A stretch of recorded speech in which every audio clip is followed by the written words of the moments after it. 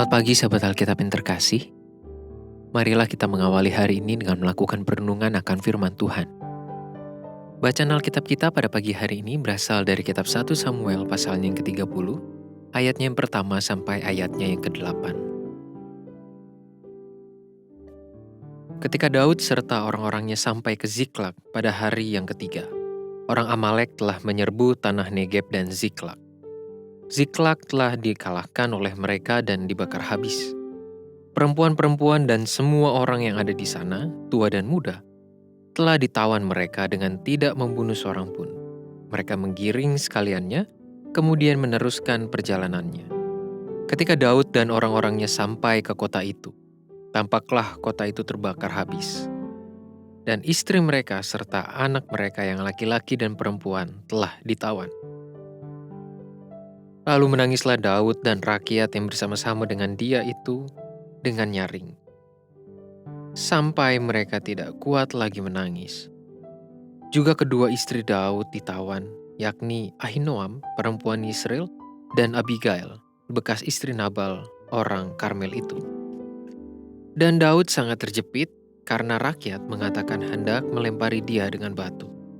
Seluruh rakyat itu telah pedih hati, masing-masing karena anaknya laki-laki dan perempuan. Tetapi Daud menguatkan kepercayaannya kepada Tuhan Allahnya. Lalu Daud memberi perintah kepada Imam Abiatar bin Ahimelech, "Bawalah efod itu kepadaku." Maka Abiatar membawa efod itu kepada Daud. Kemudian bertanyalah Daud kepada Tuhan, katanya, "Haruskah aku mengejar gerombolan itu? Akan dapatkah mereka kususul?" Dan ia berfirman kepadanya, "Kejarlah, sebab sesungguhnya engkau akan dapat menyusul mereka dan melepaskan para tawanan." Pada saat kepulangan Daud beserta orang-orangnya ke Ziklag, ternyata kota itu telah dijarah dan dibakar habis. Seluruh warga di kota itu yang adalah keluarga dari Daud dan orang-orangnya ikut diangkut sebagai tawanan perang. Hal ini pun menjadi kenyataan hidup yang telah begitu menghancurkan pribadi mereka, bahkan keimanan mereka kepada Tuhan. Bagi seorang Daud, inilah salah satu masa sulit yang sangat menantang dalam sejarah kehidupannya. Bahkan pada ayat 6 digambarkan bahwa seluruh orang yang mengikutinya sedang berbalik untuk mempersalahkan Daud. Hal ini menjadi wujud keterlukaan, kekecewaan, dan kemarahan atas Daud, sang pemimpin yang memang bertanggung jawab atas mereka semua. Meski dihimpit oleh kesedihan dan kekecewaan para orang banyak, Daud tetap berhasil menampilkan sebuah pedoman iman, yakni dengan meneguhkan kepercayaannya kepada Tuhan. Hal ini juga yang menjadi salah satu faktor kuatnya kepemimpinan yang dimiliki oleh Daud. Di tengah situasi dan kondisi hidup yang berat, Daud tidak mengambil tindakan dengan gegabah. Ia selalu berusaha melakukan pertimbangannya dengan matang dan berlandaskan pada kehendak Tuhan.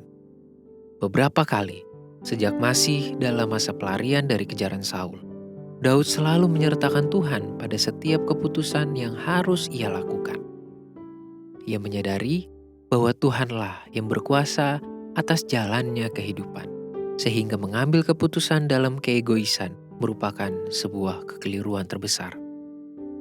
Daud memahami bahwa ia tidak dapat menggeser peran dan kuasa Tuhan. Pada saat ini, Daud pun tidak membiarkan dirinya hanyut oleh kesedihan maupun tergesa-gesa dalam mengambil keputusan hanya karena tuntutan dari para orang banyak. Langkah pertama yang Daud lakukan adalah meneguhkan kepercayaannya kepada Tuhan.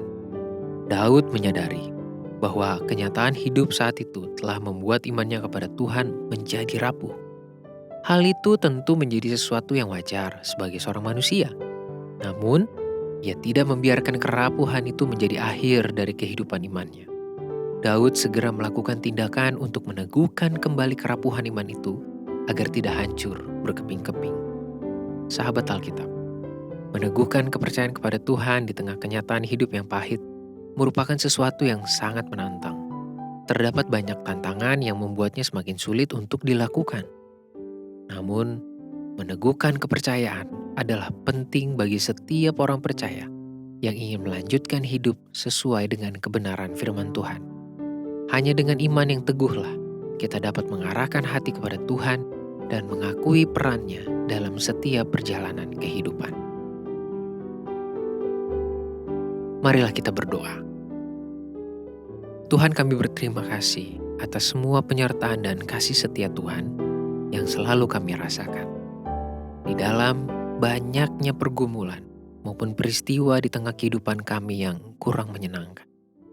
Tolonglah kami untuk dapat selalu menguatkan, meneguhkan hati dan percaya kami kepada Tuhan. Sehingga kami tidak berbalik daripadamu, kami tidak mengambil keputusan hanya berdasarkan pemahaman kami sendiri. Biarlah firman Tuhan selalu menjadi landasan pertimbangan kami. Hanya di dalam nama Tuhan Yesus, kami berdoa dan menyerahkan hidup kami. Amin.